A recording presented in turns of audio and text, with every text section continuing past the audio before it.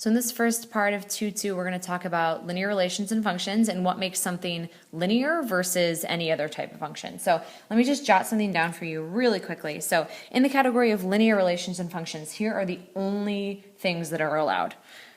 You can have addition, you can have subtraction,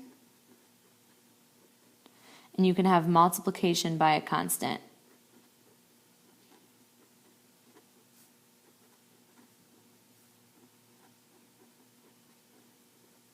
A constant meaning a number, like 3 or something like that. So those 3 things are allowed. You can add terms together, you can subtract terms from each other, you can multiply a variable by a constant, but there are many things that are not allowed. Like you're not allowed to multiply 2 variables together. A variable cannot appear in the denominator. You can't have exponents other than 1s. You can have like a squared power or a square root or anything like that. So you'll have examples in your homework where you'll have to answer this question. State whether the function is linear or not. So here's what we've got. This is x is being multiplied by a constant. That's fine. Then you subtract 5. That's fine. So this is linear. It doesn't break any of the rules, so it's totally fine. It can be written in the form y equals mx plus b. You remember that? So it's of the form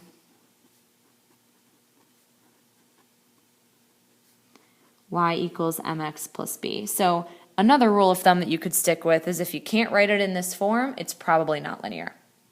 All right, so next one. X to the 3rd power. That's like x times x times x. That's multiplication that's not allowed.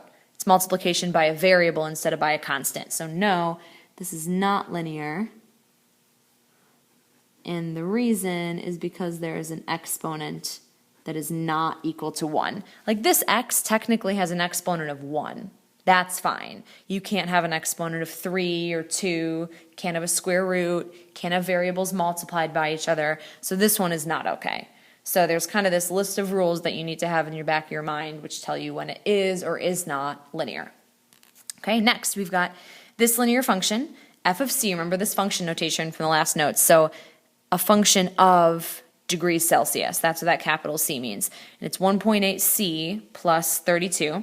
You can use it to find the Celsius or the Fahrenheit degrees if you're given Celsius. So this is on the Celsius scale, normal body temperature is 37 degrees Celsius. So this is a value of C.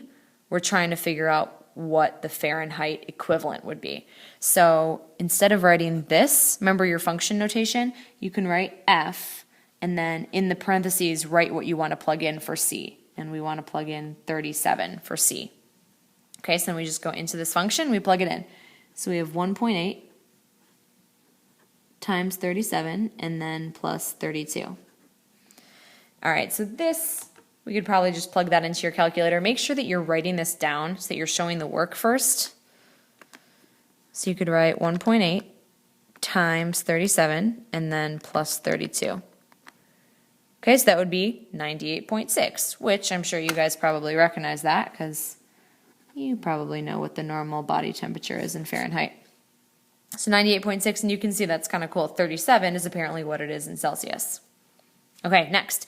There are 100 Celsius degrees between freezing and boiling points and 180 Fahrenheit degrees between those 2 points. How many Fahrenheit degrees equals 1 Celsius degree? So basically what we're going to do with this, you're going to set up kind of a proportion, I suppose. All right, so if you know that this is true, you can say something like, 100 Celsius degrees is equivalent to 180 Fahrenheit degrees. Okay, and so what you want to do is you can divide.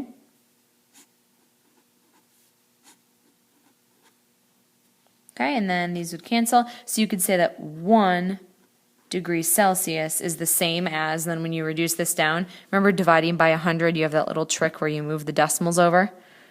So you'd say 1.8 degree Fahrenheit. So that's why when you get into like, somewhere in the 20s in Celsius is the same as somewhere in the 70s for Fahrenheit. So you get to the point where this range is obviously quite a bit different. So every degree Celsius is the same as 1.8 degrees Fahrenheit. All right, that's it for that first set. In this next set, we're going to talk about something called standard form. And standard form for a linear function looks like this. We've got ax plus by equals c. So it's different than the y equals mx plus b form that we wrote up here. Okay, so this is something that we'll call slope-intercept form. We'll talk about that in a couple sections. This is called standard form, and this is what we're going to be working with for the rest of the notes. So really all we're going to be doing here is I'm going to be teaching you how to put something into standard form. So there are a couple rules that you have to meet. So first rule, A, B, and C all have to be integers. Okay, and remember integers are whole numbers and their opposites. Okay, so 1, 2, 3, 4, 5, but also negative 1, 2, 3, 4, 5, and 0. So they all have to be integers, no decimals, no fractions, nothing like that, with a greatest common factor of 1.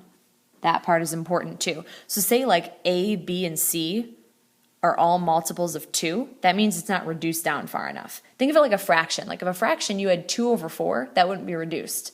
So the standard form equation is the same. You have to have it reduced down. So if A, B, and C have any common factors, you need to reduce it in order for it to truly be in standard form. All right, and then A has to be positive. All right, so really B and C could be negative, but A has to be a positive integer. All right, so those are your rules for standard form. For example 3, let's get our equations into standard form. So start first of all by actually getting it into this form because it's not in that form right now, and then we'll worry about these rules. Okay, so first thing we're going to want to do is this x needs to be on the other side here. So we're going to subtract the 3x from both sides. Okay, so we will have a negative 3x, positive y equals negative 9. So the form looks good. I have a number in front of my x, then I have my y term, and then on the other side of the equals I have my constant, which is c. Okay, a, b, and c are all integers with a GCF of 1. So negative 3, 1, and negative 9. All three of them, there's nothing that they have in common, so that rule's good. But a has to be greater than or equal to 0. That's being broken right now because it's negative. So what you can do is you can divide the entire equation by negative 1. So divide this term and this term and this term by negative 1. So divide here, and we're left with a positive 3x. And then divide positive y by negative 1. We're left with a negative y equals, and then on the other side, divide a negative 9 by a negative 1. We're left with positive 9. So this is my equation in standard form. So now the reason that we have all these rules is because technically, like, you could multiply or divide this by anything you want, and you'd have an equivalent equation. We don't want an equivalent equation. We want there to only be one possibility. All right, so this is the one and only possibility. Identify A, B, and C. I do not want you to just write A, B, and C under here. I want you to actually write out A equals. A is whatever's attached to the x, and that's a 3. B equals whatever's attached to the y. That's technically a negative 1. We don't ever write the 1, but that's what's there. And then the constant is the number floating by itself on the sides. That's the 9. Make sure you actually write out A equals, B equals, and C equals. Okay, this one. Start with the form. Remember, A, x plus B, y equals C. So here the constant is in the wrong place. So let's start by just getting it into the right form by moving the 9 over to the other side. So now we have 3x minus 6y equals 9. Okay, so A, B, and C are all integers. That's true, but they don't have a GCF of 1. 3 and 6 and 9 are all multiples of 3. So just like we divided by negative 1 here, we're going to divide the whole equation by 3. Okay, so 3x divided by 3 leaves me with just an x. Negative 6y divided by 3 leaves me with negative 2y equals, and then 9 divided by 3 is 3. And then A has to be positive, and it is. There's a positive 1 in front of the x. So that is your official standard form. So hopefully you see what I mean about only having one possible answer, because this is still an equation. You would get the exact same line if you plotted this versus plotting this, but we want to make sure that everyone's coming up with the same answer, because everyone would come up with this answer as long as you follow the rules. So A equals 1, because there's technically a 1 in front of this x. B equals negative 2, that's what's attached to the y. Don't forget about the negative. And then the number by itself on the right-hand side is 3. Okay, last example here. We're going to find X-intercepts and Y-intercepts. So if you guys remember doing this from Algebra 1, the way you find Y-intercepts, or I guess let's start with X-intercepts, is you set y equal to 0. So the x-intercepts is where your graph crosses the x-axis, and whenever you're on this line, the y value is 0. Because you haven't gone up, you haven't gone down, your y value is set at 0. So to find where you cross this line, you plug in y equals 0, and then you do the opposite for the y-intercepts.